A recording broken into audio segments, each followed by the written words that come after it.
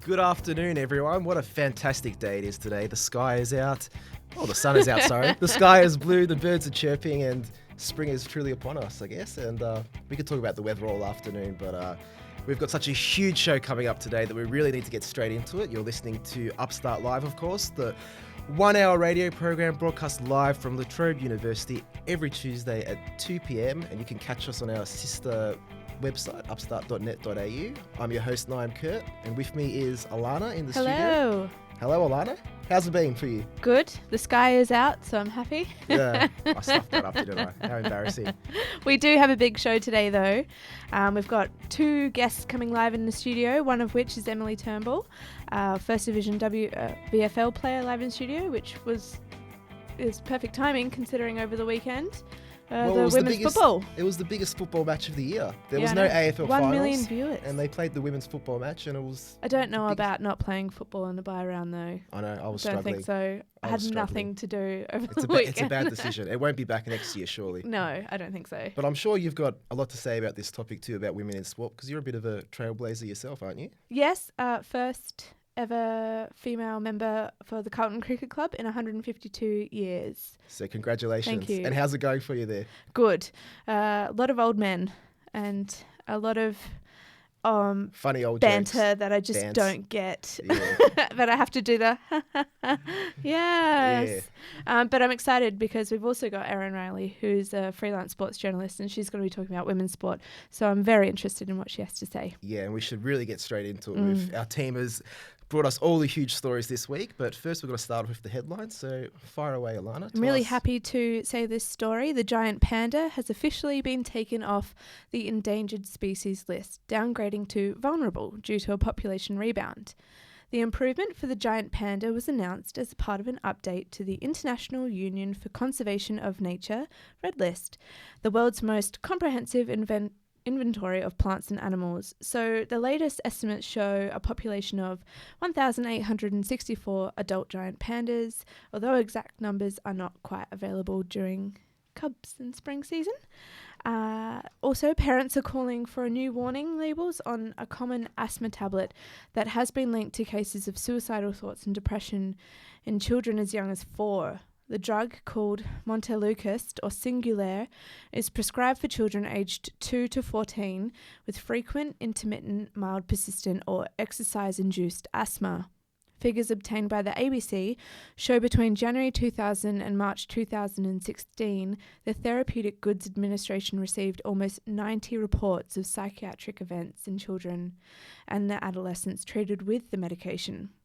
Pediatric respiratory physician Adam Jaff from Sydney Children's Hospital said there was no way of knowing which children might suffer a reaction to the medication. A teen terrorist who planned to kill and maim people in a Mother's Day bomb attack was under instruction by notorious British jihadist Junaid Hussain. But, according to Ramzi El Sayed, the teen's jailhouse chaplain, he has already de-radicalised and should now be used as a poster boy to warn other young people about extreme jihadism. Hussain is a notorious ISIS recruiter who has planned terrorist attacks around the world. Hussain regularly messaged the teen with what the prosecution say were coded messages encouraging to launch an attack on Mother's Day last year. The plea hearing continues tomorrow. Thanks for that, Alana. I'm so happy about the pandas. I'm excited too. Have you ever had the chance to meet one before? Yes. Adelaide Zoo, being from Adelaide, they were the first ones to have the panda exhibits. I think their names are Funi and Wong Wong. Funny names. I was in China last year, actually, in Chongqing, and we were about 2 or 3 hours by train just from Chengdu, which is, of course, is where the big sanctuary is for pandas, where they've started the rebreeding program there. And that's such a better story than me saying. I know, and we had a free day. We had a free day on our trip too, and I could have seen them as well, but our teachers took us out to the hot springs instead of going to the pandas. Right. So I missed out. Well, I went to a public school, so we didn't have that opportunity. This is at La Trobe. What? As I said last year. Oh. You had the opportunity too. Everyone does. Damn it. Through the Chongqing Society or sorry. Chongqing Society. No, sorry, the Confucius Society. Cool. So, All right. Yeah. Anyway, now I have this story that is very local and very interesting to myself. But there's a small gym building in a reservoir, and ex-boxer Darren Burrows, he's turned this old scout hall into this huge boxing studio for disadvantaged kids. It's only a $2 entry fee, and even though it's non-for-profit, the gym aims to help kids keep off the streets. Help keep kids off the streets. Help keep kids off the streets. And who's bringing us this story today? Matt Coburn and Jody. All right, let's go to it. The more people we get, the more families involved, the better it is, My name's Darren Burrows. I run a boxing gym. I started at the gym about 2005, I think it was, yeah. We're going 11 years now, which is good. I enjoy my boxing. I'm pretty strict on the boys when they do boxing. If they're going to fight, I'm very strict with them. But my main aim when I first opened the boxing gym was the same reasons I started, was to try and keep the kids off the street, try and help them out. So growing up it was up and down. It was a little bit, different, compared to other people, I suppose. As a young fella, I was into a little bit of trouble. I was youngest of 10 kids, brought up in Preston, commission, no father, kind of thing, My father passed away when I was very young, so my brother knew a bloke that ran a boxing gym, and it was his idea to try and to steer me straight, I suppose, in the right direction. Yeah, so that's how I started. It helped me out a lot, so I just thought that try and give something back and see how we go.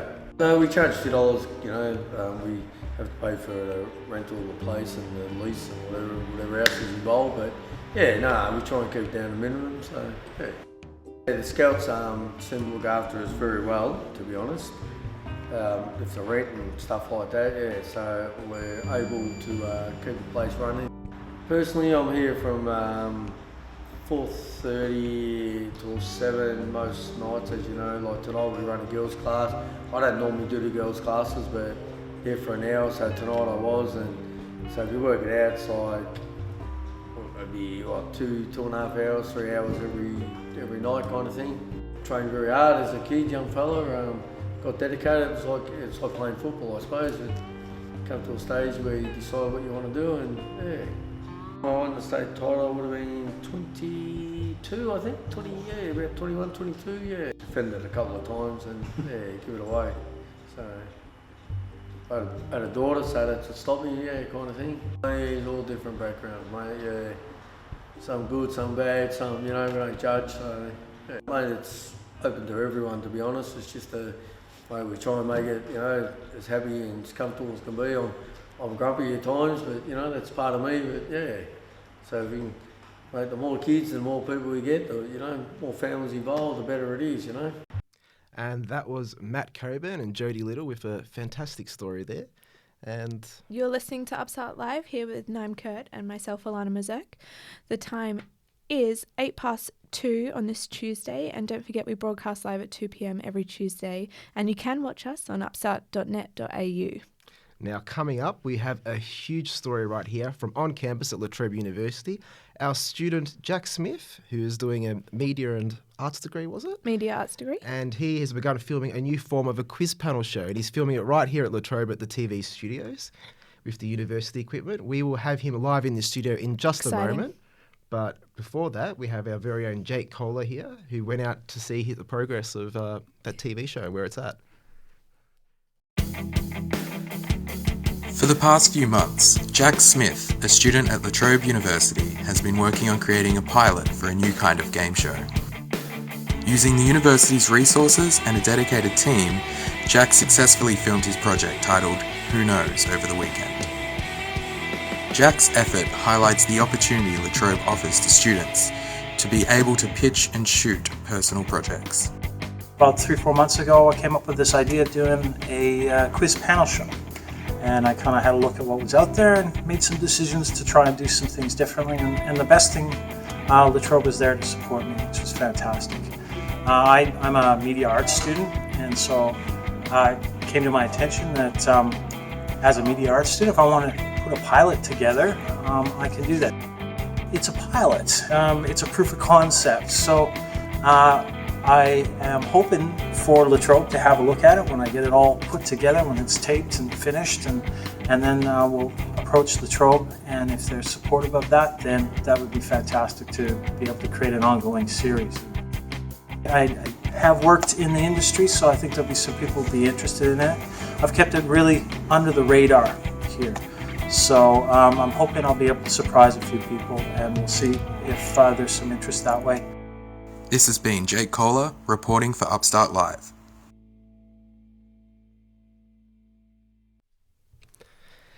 Now, as we said before, that was Jake Kohler who brought us the story. And as we said before, we have Jack Smith, the person who that story was about, live with us in the studio right now. Hello. Hi, thank you for having me. Jack, it's a pleasure to have you here. And I guess the first big question is, what inspired you to make this game show, quiz show, I think?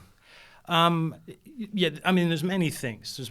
Being at Latrobe has been fantastic because you get a lot of support through access to resources, and a lot of the people who work over at the AV Latrobe, they know so much, and so that kind of got me thinking. Well, now maybe I've got enough support here to maybe try something on my own, and specifically a game show, panel show. You got to admit, there's not much good out there right now. No. You know, There's not a lot of good, but there is a lot of competition. There have been many game shows over 50 years plus, and well, that's right. what sets your show apart from every other show that's come before it?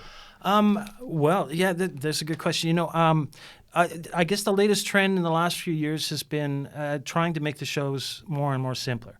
Now, I say quiz show. It's really just a part of it. You know, shows like QI is a quiz show, but it's not really. Yeah, you know, it's just a bit of fun. No one can answer those questions. Well, it's true, and it's a way of introducing information. And so, what really makes mine different, again, not real quiz show, more of a panel show, is that it focuses on academia and focuses on academic research. I kind of pitched the show as a cross between Spix and Spec for its kind of gamey aspects. And like the Gruen transfer, where you've got experts who are able to discuss things. We throw in a couple of comedians. My host, Jody J. Hill, who's a fantastic, strong woman presence in this barren wasteland of men hosting these shows. You know, so I think that there are going to be a lot of. When it comes together, I think you're going to see that there's a lot that's actually different. And how did you decide on the name Who Knows? I think that would be the hardest thing to come up with, the name of a show. It's like naming an album for a band. It's so integral to the part of the show. Well, can I ask, do you think that kind of fits? Or is it? Yeah, because you definitely. get so close to these things, you're kind of, oh, gee, I don't know if Who Knows fits anymore or not. No, it's good. I guess I can't remember if there were any other candidates. I think I may have just gotten lucky, done a quick Google to see if there was something out there, and can I still get the domain name kind of thing. And that would have been the working title, and it's just stuck. So you do have a domain, do you? A website at the moment? Yeah. I do know. Should we give it a quick plug? Nobody look it up. No. Yeah, Okay. plug it. Not ready So yet. you've done the pilot. The pilot's all done. What do we do now? Well, the pilot's been filmed. Right. So now The editing. editing, and it's a tricky process because I decided again to do something different. Typically, your panel shows are kind of a host is in the middle, and then they got their panelists kind of streaming out the sides, that sort of thing, and everything's shot front on. Shows that I can think of offhand right now are like Dirty Laundry is another great front on kind of looking show. Myself and my crew, we wanted to be different, so we filmed it in the round. So you get a much more conversational style, much more conversational feel. Jack, am I right in saying that you're not only a director, but you host the show as well? No. No, just the directed? wonderful Jody J. Hill. Jody J. Hill. That's She's the only host of the show. She's the host, yeah. Okay. Andrew Watt and Kristen Santinelli are our commentators and I guess I like to call them our team captains. How did you find them? Well, I'm lucky to know quite a few people in and around, and so I was able to approach a lot of people directly. Is that because of your past work or? Because of my past. Oh, delve into it, Jack. We want to know. Well, there's no lying. You can see I'm an old guy. And so about 30 years ago, I became an entertainer, and I was an entertainer for 15 years, worked in radio and television. And then I went off and got a real job for another 15 years. Yes. But you never get too far away from Anything we might know of that you've been a part of? Yeah. Should I name drop? Yes. Name drop. Okay. We're all about name drops. Yeah, Yeah. 100%. I have a really good working relationship with Adam Hills. I worked with him on Gordon Street Tonight for 3 seasons.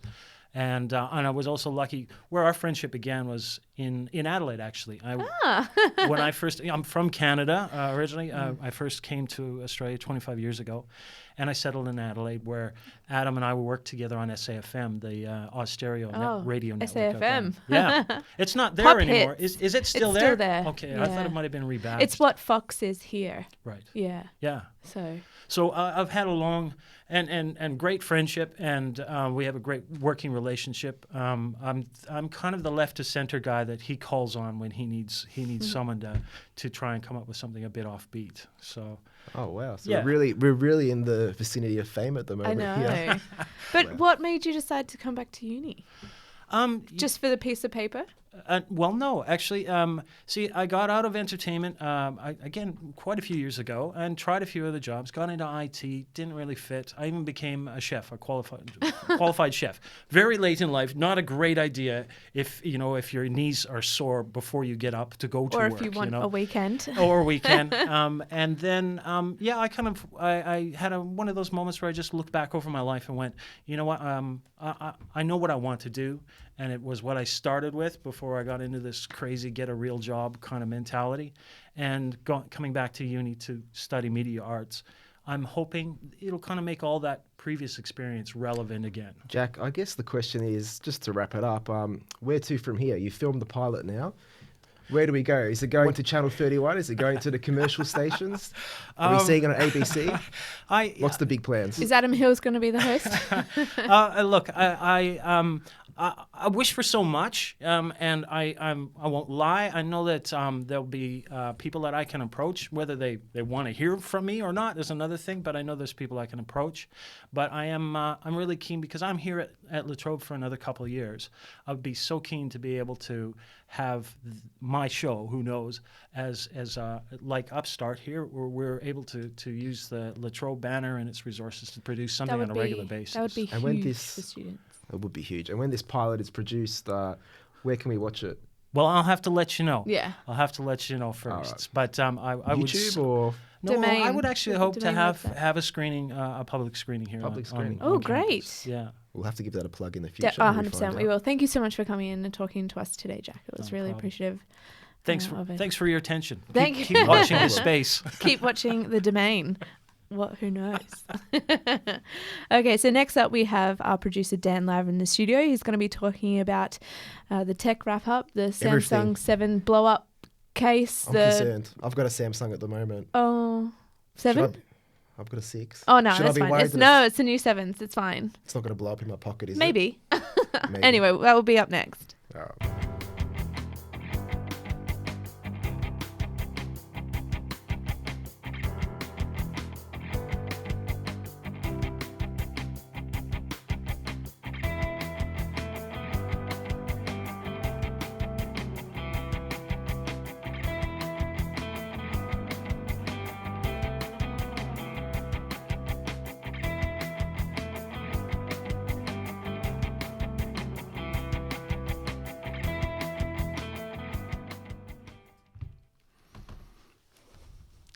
And we're back. We're back with Joining us Dan. is Dan. Dan, you're going to give us the tech wrap-up. So what's been happening in the big wide world of G'day guys, it's technology? been quite a big week in tech actually, so let's get started. Some of the biggest news, as you said before, happens around the Samsung Galaxy Note 7. Now, at a press conference in Seoul in South Korea, Samsung have confirmed that there's a recall of around 1 million of the flagship smartphones that have been sold to consumers and shipped to retailers all around the world. This includes 50,000 units shipped to Australia alone, all of which are now getting recalled back to headquarters. This was only in the past few weeks that the Note 7's been out too. It hasn't been out too long. It's only been out for 2 weeks, and it actually had it's a real shame for Samsung because it has a record-breaking sale of 2.5 million units. So it's been a huge week for them. So Do we now know? And the iPhone 7 comes out soon too, so it's bad timing for them. it's a big time in the Samsung in the phone wars. So the big thing was the big fiery letdown, and I do mean that literally. So the recall occurred after discovering that the batteries of some of these phones exploded when they were charging. That's not me mispronouncing anything. 35 recorded cases of these Samsung Note 7s have caught fire. I've seen the pictures. There's a couple of Scary. pictures up on the screen right now. Now, the major recall of well-received product in a fiercely competitive market like tech is a blow to any kind of shares or social marketing. But it legit, like you said, it couldn't have come at a worse time for Samsung. They're now. Do we know what the cost is of this? So these are $1,200 smartphones. But do we know what the cost is to Samsung to record? They haven't been. I think I read in the article it might be almost $1.5 billion. Really? Potentially that it'll cost Samsung. I hadn't seen any press releases done of them yet, because other than the conference itself that it is being recalled. So that's a terrifying number for Samsung, especially going into like this week. So for those who aren't aware, tomorrow we have the big announcement of Apple's. You know, we all know how Apple love their secretive press conferences. So Apple have announced that the company will host a live conference tomorrow, but otherwise, as to what viewers can expect, it's been very, very quiet. Now, always there's kind of a discussion of what's going to be displayed. What are we going to get? Rumors. But as most of the iPhones have kind of come around the early September mark, we're expecting the Apple iPhone 7. Yes. But, you know, there has also been talk about whether it's going to be upgrade to the iMac, whether it's upgrade to the Apple Watch. It's a really big kind of question going on. However, there is a big rumor that is really pissing people off, and personally, it's quite concerning to me. So the Apple headphone jack, right? So your classic, stick in the headphones, listen to your tunes, it's all good to go. They're apparently getting rid of that. They're designing it so it's only equatable to Apple headphones. Now, I go through like 3-4 pairs of headphones per year, right? Apple headphones aren't cheap. No. I'm a uni student. I can't afford to pay this. Nothing from Apple is ever cheap. No. Let's be honest. But it's not just that. I mean, if you buy the new phone, then you have to get, like, usually it will come with the charger and everything. But what if you needed the other charger? Like, I remember when the 6 came out and, like, I still had an iPhone 4. And I couldn't go to anyone's house and just, like, use a charger because everybody had the iPhone 6. Can I bung a charger? But this also gives Apple, it's quite genius in its evil simplicity. So they have a giant monopoly over this headphone market now. They can increase price to match demand. So it's going to be kind of a big event, a lot of hype going around. So it'll be very, very interesting to see how that progresses. You can expect to see something very interesting in the future. So definitely watch the space for tomorrow. And I think it'll be very interesting to see what's to come. We're going to have one of those funny universal sockets that, like it was with their MacBook when they announced it. So the charger, the headphone, everything just goes through the one socket. I can imagine cost effectiveness will come into play there. But like we said, we all have to kind of wait till tomorrow. It's very, very exciting. Yes, we'll come back to it next week. We can have another little wrap up. Well, thank you so much for that, Dan, and for coming in and talking to us about exploding phones. You are listening to Upstart Live with myself, Alana, Mazurke, and Naim Kurt, broadcasting 2 p.m. every Tuesday. The time is 2:53, and up next we have Rachel Roberts and Jared Gardner to give us an update on all things Upstart.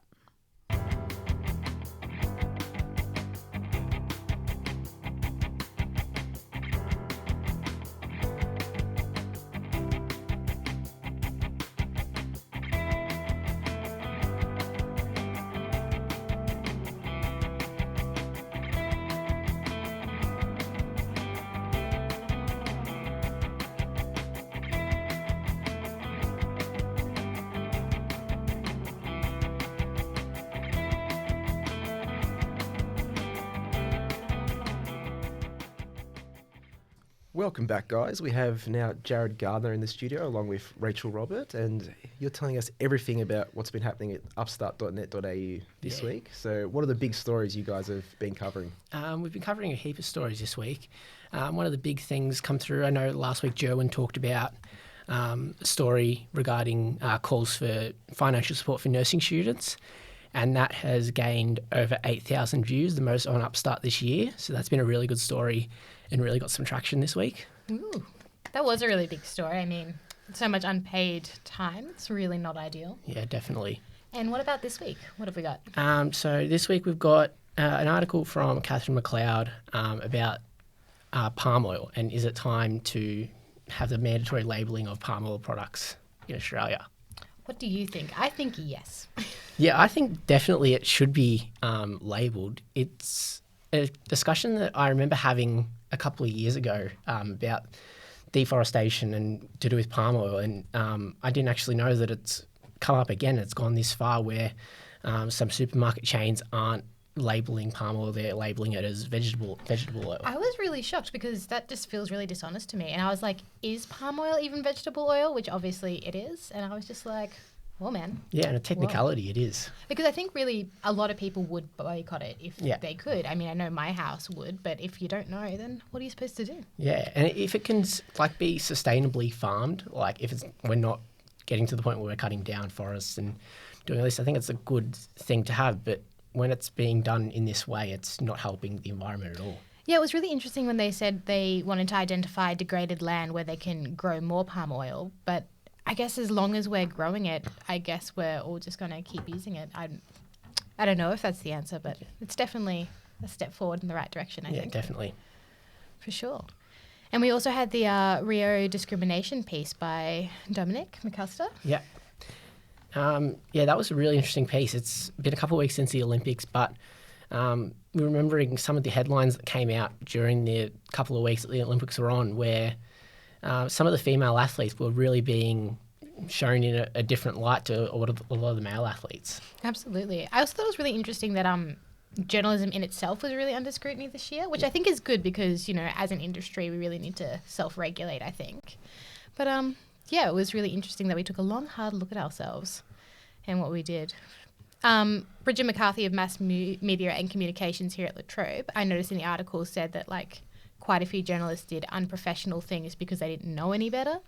I don't know if that's really an excuse, you know, like, I mean, we're students and we're going to make mistakes, but I guess if you're actually working for a publication and putting things out there, you should, I don't know. Yeah, you should probably know better. And like in the article, there's an example of an athlete who won a bronze medal from America, but she's married to a Chicago Bears, one of the American football teams, a lineman from there, and that's what she was called. She was called the wife of a Bears lineman. And it doesn't make sense that that's what she was called instead of what her name is. Yeah, I saw that too. That I would be pretty mad if that were me. Yeah. You know, even if I was her husband, I'd be pretty mad. Yeah, definitely.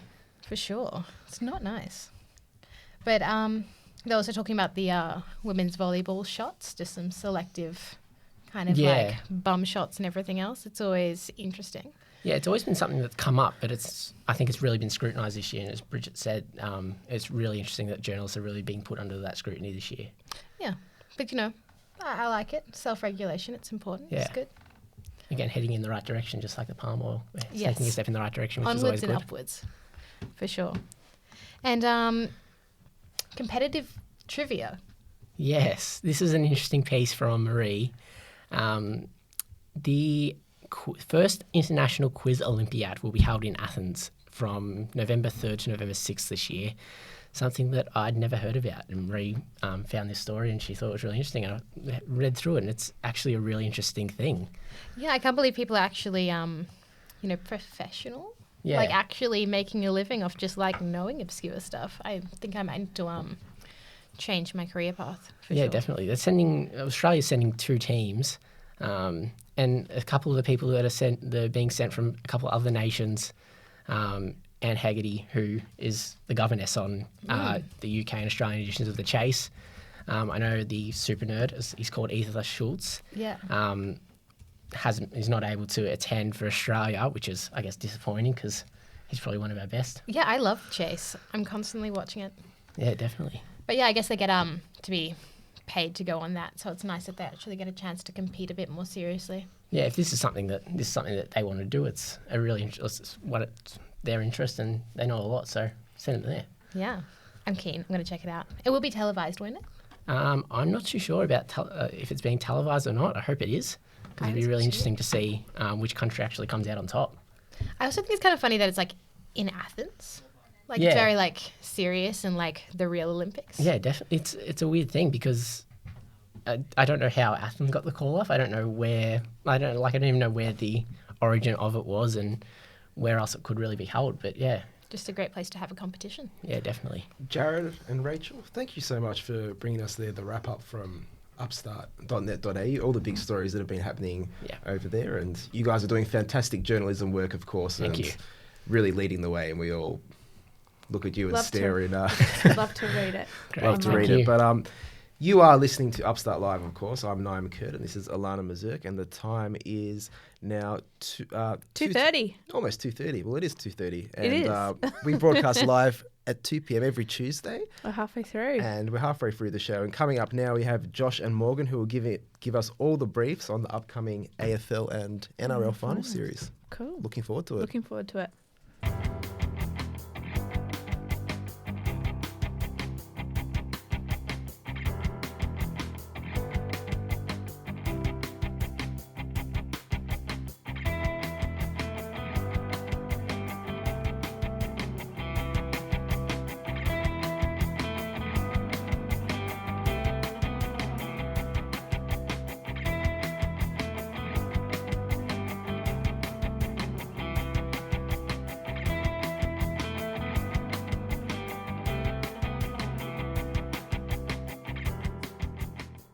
Hello, Josh and Morgan. Thanks for coming in the studio. It sounds like you've got a huge sports show coming up, talking about how much the Crows are going to smash North on Saturday night, and Not how true. Crows are going to win the Prelim premiership. Yeah, I'm Prelim and surprised you premiership, two haven't both. covered that little I matchup know. this weekend. We so might far. not be talking to each other next show. We'll see how that Yeah, goes. we'll see. But yeah, it is September, so finals are kicking off for both the AFL and the NRL. And we're just going to go through the talking points of each game and a little preview for what the spectators should expect. Yeah, should be a fantastic final series. Everything's still very much in the mix, so it's anyone's game. Really looking forward to it, yeah. So we got West Coast and the Dogs. Yeah, First first up, Id Subiaco on Thursday night. Josh Kennedy is going to be the main man there, I think. He's got a great record against the Western Bulldogs with 43 goals, including hauls of 10, 2 sevens and a 6. So he's really done really well against the Dogs in the past, who in defence don't have a lot of options down there. They don't, but they're getting a lot of ins back in. They're looking at, who is it? Well, Stringer's back. Yeah, and their vice-captain, Jordan Roughhead. Yep, all back, so that'll be beneficial for them, I think, in the final. Absolutely. And then probably the biggest game of the weekend, Yeah. Geelong and the Hawks on Friday Yep. night. At the G. What are you looking AMC. forward to about this one? Everything. Yeah. It's a classic matchup. They've done it time and time again. It's always a fantastic match. Yeah, and now with Hawthorn's ruck stocks being depleted, the Cats have a bit of a leg up there and probably going to the match as favourites. Yeah, I think they are Yeah. in the sports bet. I think they are favourites, but it'll be cracker game because you can't just discount Hawthorn. No, you can never write them off, unfortunately. Three in a row. We'll see how the fourth one goes. As much as we'd like to write them off, Yeah. they're always part of the conversation. You just can't. Now, I've got a vested interest in the Battle of the Bridge Yeah, the on derby. Saturday, Sydney versus Greater Western Sydney. Yep. Two sides that have outstanding midfields, and probably two of the best midfields in the league. Absolutely. Both teams that love to run. So we'll see. That'll be a really interesting matchup. Yeah. And I feel like a lot of those matchups are not direct. So it'll depend on which team can get their big players up and about. Yeah, that's right. And from the Swans, Kennedy, Hanbury, Jack and Parker is a great midfield. But then the young guys from GWS like Dylan Shield, Tom Scully. They're such an unknown. Yeah, that's right. Especially in finals. It's their first final. First final in series, the club's so. history. So best of luck to the Giants, but not too much from my point of view. And the final match from the AFL finals this weekend will be Adelaide and North Melbourne over at Adelaide Oval. Yeah, that'll be an interesting matchup. It could potentially be Boomer's last match Yeah. of a Don't say decorated it so. career. I'm still upset about that. Yeah, I would be too. That It's is been fair. it's That is 2 fair. weeks and I'm still not over it. No, well, you have every right to be. We're very emotional about it at North Melbourne. We're not happy. Maybe the players will get up and produce a That's what upset I'm- victory. That's what I'm hoping for. And for our more Queensland and New South Wales listeners and viewers, the NRL finals kick off. Yeah, exciting stuff there. So we've got Brisbane and Gold Coast first up. Yeah, look, the Broncos, who beat the minor premiers, the Storm, just the other week, have several big guns. Darius Boyd, Corey Oates, and record games holder Corey Parker. So they're up against really a one-man team at the minute, the Gold Coast Titans, who have the superstar himself, Jared Hayne. And they just scraped into the 8 as well, so... Very narrowly. So that's going to be a really interesting matchup there. Canberra and Cronulla is another one. Second and third. Would be an amazing clash, I'd think. Yeah, well, Ricky Stewart's really turned around the Raiders this year after being a bit of a basket case the last few years. He's come in, and now they've had the leading point scorer in the league, Jared Croker, 17 tries and 276 points this season. That's fantastic. It's been a big year for him. Yeah, could not pick them apart, those two teams. No, absolutely not. Melbourne and North Queensland. Yeah, after really that. looking forward to this match on Saturday night. I'm hoping to get to it as well. Probably, the reigning premiers, North Queensland, who won it last year, and Melbourne, the minor premiers, who finished first this year. They have the two best halfbacks in the game, Cooper Cronk and Jonathan Thurston, respectively. Just superstars. It's going to be a great matchup. It would. Can't wait. Storm are favourites, though, they should. Oh, absolutely. Yep. And then finally, Penrith and Canterbury. This is an interesting one. 6 and 7. Obviously finishing lower in the 8. Yeah. But Penrith have played a really free-flowing brand of football this year. Most offloads in the league. They're keen to keep the ball moving. And it sort of means that their matches can go either way. They've had some really great wins, but also some shocking losses. Yeah. So for the Bulldogs, I guess they've just got to absorb the hits and see if they can score on the counter-attack, because they've struggled going forward. So an amazing final series for both NRL and AFL. We'll be right back with Erin Riley on the phone and Emily Turnbull.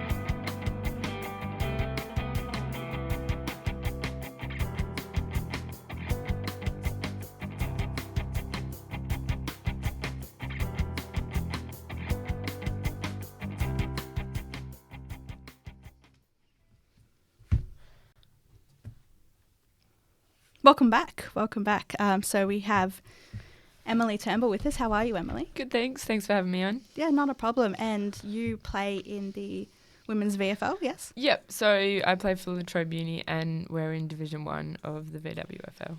Amazing. Are you in finals time at the moment? No, we just missed out on finals on percentage, so that sucks. But that's all right. Next year. Yeah, next exactly. season. Emily, how long have you been playing footy for? So I started playing 3 years ago now when I moved down to Melbourne to go to uni. Yep. And what was it that sort of made you want to play? Was it... Probably the club atmosphere at the club's really friendly, and I wanted something to keep me fit living on college, so I didn't want to put on too many pounds. And Smart. I've always loved playing footy, but there wasn't much opportunity to play growing up in my area, so thought I would give it a crack. And yeah. Do you think it's important for females to be represented at a really high level of football? Oh, definitely. And I think it will kind of have a flow-on effect. Like, now that they can play at such a high level, people will be working to that high level as well. And all the junior girls now have something to aspire to, which is awesome. And you see your heroes on the big screen, and that's pretty cool to watch. Yeah. Did you watch the match on Saturday night? I was actually at the match. So a few girls from the club, we all went and had a great night. Outstanding. Do you think the introduction of the women's AFL will see women's footy numbers grow across the country? Definitely. Like, already the amount of new clubs, the amount of new girls we get at the club who have never played footy before but see where it's going and want to have a go. And there's new clubs coming every day, which is awesome. That's outstanding. So you're here on Upstart Live with myself, Alana. We've got Morgan and Josh in the studio, as well as Emily Turnbull. We're talking all things women's footy, and soon we're going to have Erin Riley on the phone as well to discuss. We have her on the phone now, actually. So Morgan, if you could just quickly tell us what Erin Riley does and a little bit about her, and then we'll get her on. Yep, so Erin Riley is a sports journalist. She covers a lot of different areas, particularly has a strong focus on sport and gender. So she's perfect Cool. for this topic. Let's ask her some questions. Erin, hi. Hello, Erin, are you there? We'll try one more time. Hi, Erin. Are you on the phone? That's okay. We'll just keep talking to Emily. No, I'm kidding. We'll just keep talking. Emily, I did want to ask about, you were there at the game. There was only 6,000. But did it feel like there were a lot more people than that because the atmosphere was completely different? It's a completely new vibe. Did it feel like there were more than 6,000 people there? Definitely. We kind of had a little game between us trying to work out how many were actually there. Yeah. And yeah, it was packed, and we were like, my friends were joking about there being a roar like at the MCG, and there actually was at one point. There was girls can scream loud. huge crowd They presence. can, they sure can. And there was girls behind the goals who they knew every single player's name, and they knew like what they'd been doing for the sport, and it was awesome just to everyone just knew so much about it, and they were really happy to be there, kind of thing. That's awesome. So I think we've got Erin now. Erin, hi. It's Alana from Upstart Live. Erin, are you there? Hi, yes I am. Sorry about before. Lovely to speak to you. Thank you so much for talking to us today. How has your morning been so far? It's been all right. Good. Now, we were just talking to, we have a Latrobe footballer here who's in Div 1 at WVFL level, and we were talking about the game on Saturday night. Did you happen to catch that one? Oh, of course. Wouldn't have missed it. It was fantastic. Can't believe there's like 1 million viewers. When I saw the stats, I was blown away. I was excited, but I wasn't actually that surprised.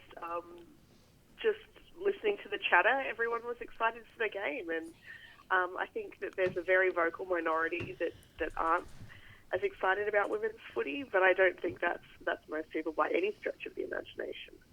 Hi, Erin. It's Morgan here. Hi, Morgan. Hi. So do you think it's important for grassroots levels to have these sort of representatives in such a high level? Absolutely. I think that the grassroots sort of top-level dichotomy is a little bit false. I think it makes a lot of sense to have a pathway, but also just to inspire young girls and even, women my age to get out and kick a football around. I'm eagerly looking for teams to maybe join next year. And in regards to the pay gap, what are your thoughts on that? Well, I'm really unhappy with it. I think that, no one's saying they should get paid the same as the men straight out of the gate. But I think it's not unreasonable to expect a fair living wage, at least for the weeks that they're, playing on the weekend and also training. And then in pre-season training as well. So I think that, it's a league that has shown it can invest substantial money in investment and in the growth of the game, as it did ahead of GWS and Gold Coast coming into the competition. The Emerging Markets Fund between 2007 and 2014 had over $100 million spent. So it's definitely a league that has shown it can invest and will invest. So I think, we're not asking for that same level of investment, but even a tenth of that in that first year would be phenomenal. Sorry, Erin, but in regards to, say, the Matildas, who have been around for a very long time in sport, they're still not even making the cut for money. Should we be trying to... I don't know. I know it sounds hard to say, should we not be looking into women's football because it's so brand new, but at the end of the day, there have been female athletes who have, represented Australia and are on a much larger scale who aren't getting the same amount of money just yet. Should we be looking at those first? I don't think it's an either or. I think it's all at once. Yeah. And it is worth noting that because the Women's League was coming on, there was a bit of pressure on cricket to renegotiate their deals, and the women got a much better deal this year. And netball, with the new competition, is looking at a much better deal too. So this is something that's changing. The rugby sevens team, the women's rugby sevens team, got a big pay bump earlier in the year. It's not acceptable to continue to pay women at such low rates. And I think that, it is changing. And for a competition as big as the AFL. It has almost $1 billion in revenue a year. To look at that and expect women to essentially work for free, which is what they're doing when they limit the number of hours they can be paid to train at 9 hours a week. No professional athlete is going to be able to do their job in 9 hours a week of training. So, the options are either, their per hour pay goes down, or they're not getting paid at all for some of the things they have to do. And I just don't think it's reasonable for a competition of the scale of the AFL to expect its employees to make those kind of sacrifices. So a question for both you, Erin, and Emily. I have a quote here from Asta O'Connor, who is a new player, and she said, "I do understand the public's point of view when we compare them to men, but I think the whole point is we are not men, we are women, and we are creating our own space, and that's an amazing opportunity." Do you think it's enough that it's just opportunity, or do you think it's pay? I don't think they're unrelated. I think fair pay is going to be important to make the competition great. Aside from anything else, it's going to be important to equalise across the teams. If you've got a team where they're able to pay the players to have roles within the club outside of football, they're going to have a lot more flexibility around training and around that sort of thing than players who have to find their own second job. So I actually think it's about the integrity of the competition. Absolutely. And you, Emily? Yeah, I think if the AFL wants a professional league, they need to pay them professionally as well. And there's a lot of women who are going to have to toss up all their options, and whether they're going to have to take time off work, which is going to come out of their own pocket, or if they're going to have to take time off study. So it's kind of a lot of options to weigh up, and you might be missing out girls that would be really good footballers in that sense as well. Well, I think there's a diversity issue there too. It's going to limit the diverse range of footballers who can be involved. And, I'd like to see women from regional areas, from Indigenous backgrounds, from low SES backgrounds, be able to be well represented in the competition, and making sure that that isn't something that's a financial burden for them is going to be an important part of that. Thank you so much, Erin. That's so true, especially a regional. Hopefully we can get a lot more women out playing. But thank you for speaking to us today, and same to you, Emily. Thanks for coming in. Thank you. You're listening to Upstart Live. The time is 2:47 on this Tuesday afternoon. Next up, we've got Carl Humphreys talking to us about the Safe Space letters.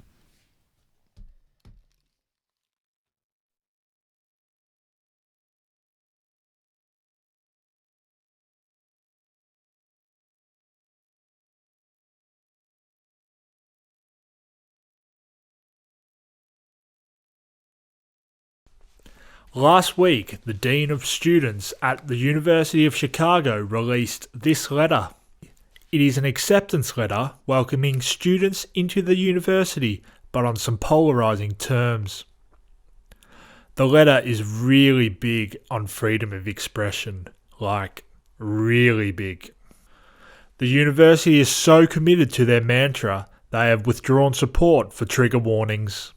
Trigger warnings are in place to warn students who are suffering some sort of post-traumatic stress disorder, allowing them to step back, leave discussions, or have assignments tweaked to their needs. Trigger warnings were originally used to protect people with legit post-traumatic issues.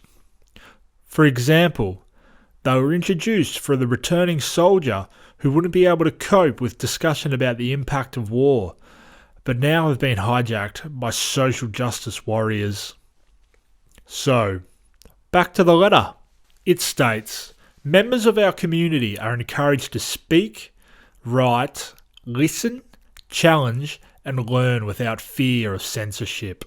Civility and mutual respect are vital to all of us, and freedom of expression does not mean the freedom to harass or threaten others. For example, let's have a conversation on the very topical Harambe. It's all really great in hindsight to be like, oh, you shouldn't have been, and it's a tragedy that he did get killed, but, I mean, if he had have killed the child, it would have been an entirely different situation. I think that the complaints would have been, why didn't they act sooner? So it's sort of like a double negative. No matter what you do, you're going to get criticised for it. A very valid opinion. So, how should one respond to it? I think you're an absolute idiot for saying that Harambe should have been shot. Natural selection. Kid in trouble. He fell over. It's not Harambe's fault. I really think you're a massive spud for having that point of view. Stupid comments will be encouraged to be shot down, but making it personal will be unacceptable. Yeah, I know what you're saying, but shouldn't the parents have been a little bit more responsible for what they were doing? Do you think they could have tranquilised him? You know, there's all kinds of things that could have happened. I understand where you're coming from, but I think they could have handled it differently. Much better. Disagreeing with him, but not attacking him personally. It basically abolishes the safe space idea, which universities are beginning to be criticised for on social media pages like Reddit. Students are expected to be engaged in rigorous debate, discussion, and even disagreement. At times, this may challenge you and even cause discomfort. Questions have already been raised why a student would choose a course they are likely to be offended or traumatised by. An anonymous alumni posted on The Atlantic's website saying no university has trigger warning requirements, saying it is up to the discretion of the professor. Is this a reaction due to over-the-top, politically correct views? The same type of reaction which has given Donald Trump the oxygen to burn like trigger warning, a wild bushfire through a small town. With the Americanisation of the world, how long will it be before most Australian universities follow suit? Monash University will introduce trigger warnings starting from semester 1, 2017. Has the university achieved what it set out to, creating discussion from its controversial letter? Trigger warning. This issue may create prolonged debate and may cause irritableness and fatigue. Kyle Humphreys, Upstart Media Network. Welcome back, guys. My name's Jake Collar, and this is The Cut. I am with Georgie Meadows over here. How you going? Very good. What are we talking about today? We're talking about The Evil Dead, which is a new revelation to me, if you will. Really? So which one did you watch? Because I think we were talking about Ash versus The Evil Dead and Evil Dead. So which one did you approach? Because this is all new to you, isn't it? Oh, brand spanking new. I watched Ash versus the Evil Dead because that was what was on iTunes, and I purchased it. Did you purchase it? I purchased it. What? Well, the first episode. Oh, okay. And how much was that? SD, not HD. So okay. it was like $2.19 or something. And because you kindly informed me that was a more humorous, albeit dark humour take on the Evil Dead, it might be a bit more up my my alley because I'm a big softie. Yes. But even so, I found it a bit much. A bit much. So how did you find it generally? I mean, thinking in terms of, because it is a bit campy, would you say a bit campy? Yeah, definitely. And did you feel like it worked? Because for me, for example, like I grew up watching the originals. And they kind of bled into this whole kind of campy thing, which is entertaining. But I'm wondering what it's like for someone just coming straight into Ash versus the Evil Dead, like straight up. Yeah, it was entertaining, and like Bruce Campbell, I think he was. It's got a great chin. Great chin. Yeah. The chin.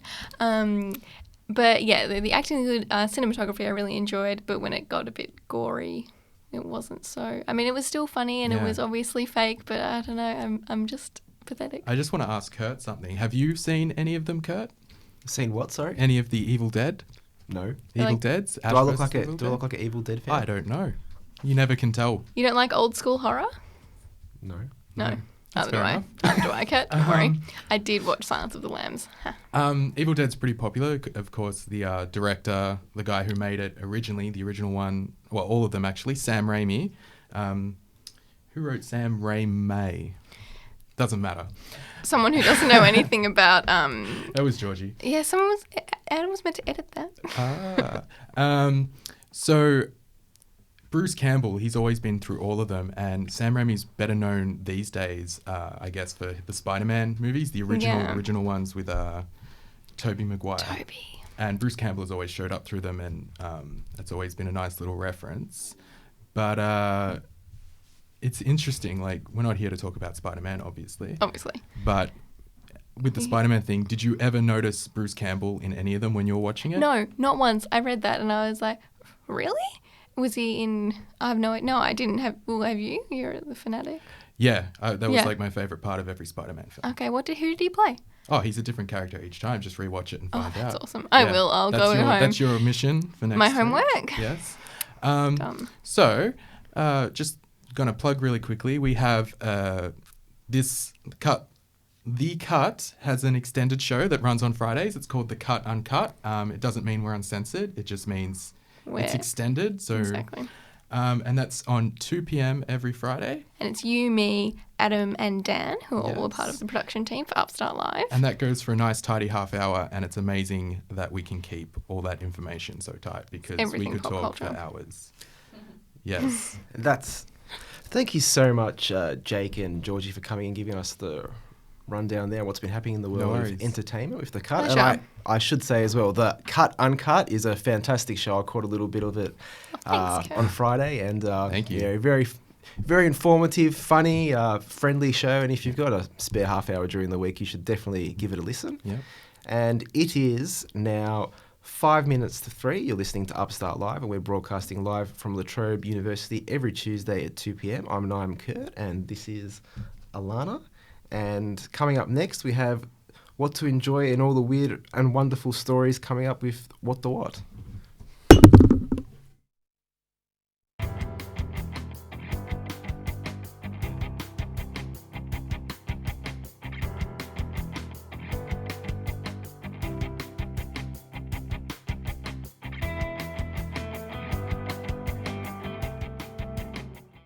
Yes, we're back for one of my favourite segments, What the What. Sorry, Morgan, I've taken over your spot this week. It's with Georgie and Spicing mine. up a bit. So what is this? Burglars are falling asleep at the crime scenes. What? Yeah, so 2 teenage boys were found in a, quote, marijuana haze in their, combi van outside a construction site. Oh, be more stereotypical. I know. California. Dreads? Yeah. they probably had dreads. They didn't release their photo, unfortunately. But we can imagine. Mm-hmm. We can imagine. And I just thought this story was hilarious because, one, why would you rob a construction site? I know. What are they looking for? Copper. Maybe they're actually really intelligent and they're trying to sell the copper for lots of money. I was going to say, I'm sure at a construction site there's really valuable things, but I just have don't know what they are. clue. So exactly. And also to do it when I said the title of the article was something about drug fiends, rob construction site, and then to find out that it was marijuana, a depressant, you need something else to keep you going if you were planning any kind of heist. Well, speaking of things to keep you going, if I was in a prison and I didn't have Vegemite, how would you survive? Don't know. I got my mum to. Sorry. So the story is prisons have banned Vegemite. Trying to. And trying to. Yes. When I was in. Well, we'll get to it. Yeah. Okay, you get to it. Oh, sorry, girls. Carry on. Well, when I lived in Italy, I actually got my mum to pay $40 postage to send over a tube of Vegemite. Oh, I ate it by the spoonful. I know. It's perfect. And so they're trying to ban these care packages which contain Vegemite because apparently the prisoners are able to brew their own type of awful tasting beer because of the yeast. Yeah. So they're being clever. You can't blame prisoners for doing something when they haven't got anything to do. Un-Australian. I know. It is un-Australian. I know. Even to prisoners. Even to prisoners. And actually what they found was that the prisoners were smuggling sugar from the kitchen because you can't use Vegemite alone to brew the beer, which is only, it has a 3.5 to 5% alcohol content anyway, so it's not it doesn't pack much punch, but you do need the sugar in order to release these. It's all very scientific. I can just imagine how disgusting that beer would be. Well, it's been described as orange dishwater, so that sounds just as appealing as, I don't know. Nothing. Especially when you start with something as pure and delicious as Vegemite. I know, but if I haven't got anything to put it on. What do they brew it in? I know. We have to. I want a photo. I'm gonna look more into this story. Orange is the new black vibes, where she made hooch. She buried fruit scraps under the ground. So yeah. Okay. I'm looking more into this story. Thank you, Georgie. Those were two pretty full-on stories, and I can't wait for next week. So you're going to bring me more, I bet. And Morgan will be back though, but I'll pipe in anyway. I always do. And so Kurt and I are going to have to say goodbye because it's nearly 3:00. But before we do have to say thank you to everybody that came in and contributed on the show today. So, yeah, first of all, Matt Coburn, Geordie Little for their boxing piece on Darren Burrows, Jack Smith for coming in, as well as Emily Turnbull and Erin Riley for chatting with us and the presenters today, and Jake Kohler, Morgan Harding, Josh Schonafinger and their brilliant sports wrap, Georgie and Rachel, our producer Dan Martinez, and all the crew here at Upstart Live. Next week's show will be back at 2 p.m. with another huge show, and definitely tune in. More arguments from Kurt and I.